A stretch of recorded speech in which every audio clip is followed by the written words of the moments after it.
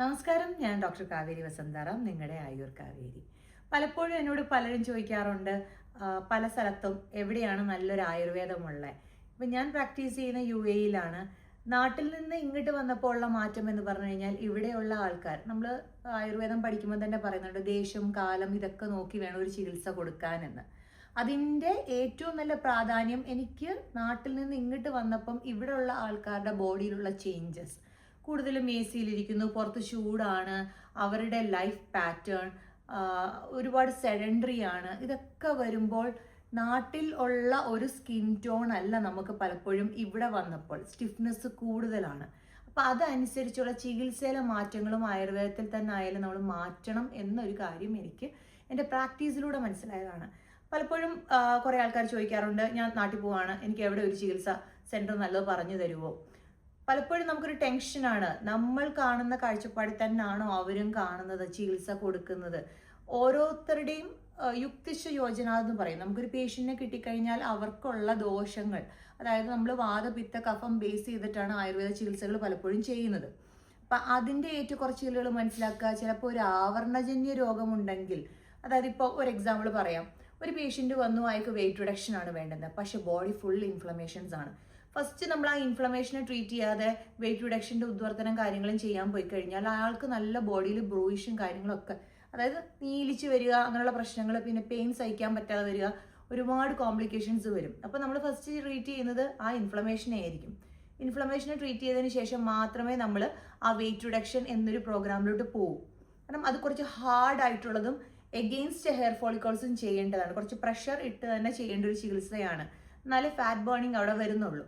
അപ്പോൾ ഇതേപോലുള്ള ഓരോ ചികിത്സകൾ എടുക്കുകയാണ്. ഇപ്പം ഇൻഫെർട്ടിലിറ്റി ട്രീറ്റ്മെൻറ്റിലോട്ട് നമ്മൾ പോവുകയാണെങ്കിൽ, ഒരാളുടെ ഹോർമോണാണ് അവിടെ ഇംബാലൻസ് എങ്കിൽ നമ്മളുടെ മരുന്ന് ചെന്ന് എന്താണോ ആ ഒരു പോയിന്റിൽ ചെന്നിട്ട് നമ്മുടെ ബോഡിയെ തന്നെ പ്രിപ്പയർ ചെയ്യിക്കുകയാണ് ഈ മെഡിസിൻസ്. അല്ലാതെ ഇപ്പോൾ ഒരു കെമിക്കൽ റിയാക്ഷൻസ് നടന്നു പെട്ടെന്നുണ്ടാകുക, അങ്ങനെ ഒരു പ്രോസസ്സ് അല്ല നമ്മൾ ആയുർവേദത്തിൽ. Ayurveda is equal to food പോലെയാണ്, ഹെർബൽ പ്രിപ്പറേഷൻസ് ആണ്.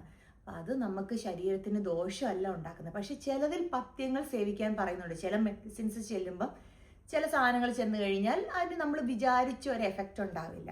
ചിലപ്പോൾ നമ്മൾ നോൺ വെജ് ഒഴിവാക്കാൻ പറയും. ചിലപ്പം കുറച്ച് exercise in the sense vigorous exercise അല്ല, ബോഡിക്ക് ഒരു സർക്കുലേഷൻ വേണം. അല്ലെങ്കിൽ നമ്മൾ പറയും എക്സ്റ്റേണൽ തെറാപ്പി ആയിട്ട് പോകണം. അപ്പം ഇതൊക്കെ മനസ്സിലാക്കി നമ്മൾ ഫസ്റ്റ് ഒരു പേഷ്യൻറ്റിനെ എഡ്യൂക്കേറ്റ് ചെയ്യുകയാണ് ചെയ്യുന്നത്.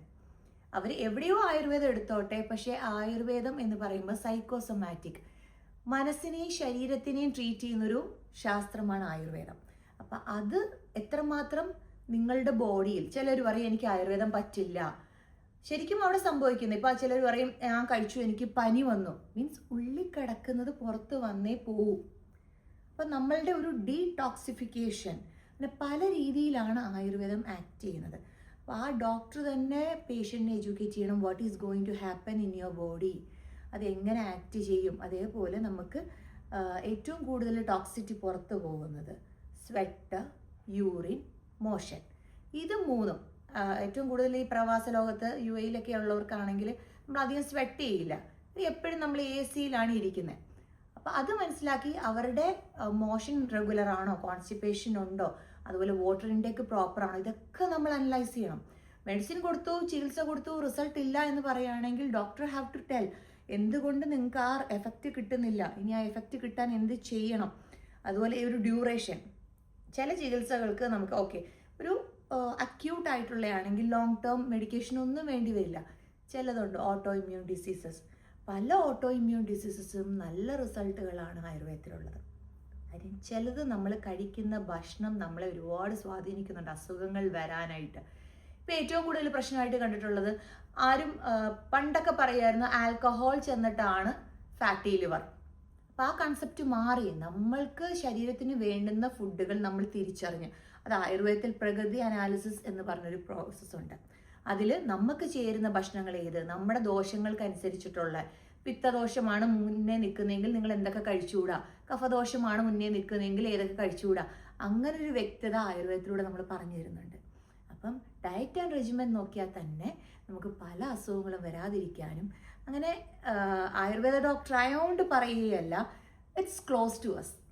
ആയുർവേദ നമ്മൾ അതിനെ പോലെ മനസ്സിലാക്കി കഴിഞ്ഞാൽ ഇതിലും നല്ലൊരു ശാസ്ത്രം വേറെയില്ല.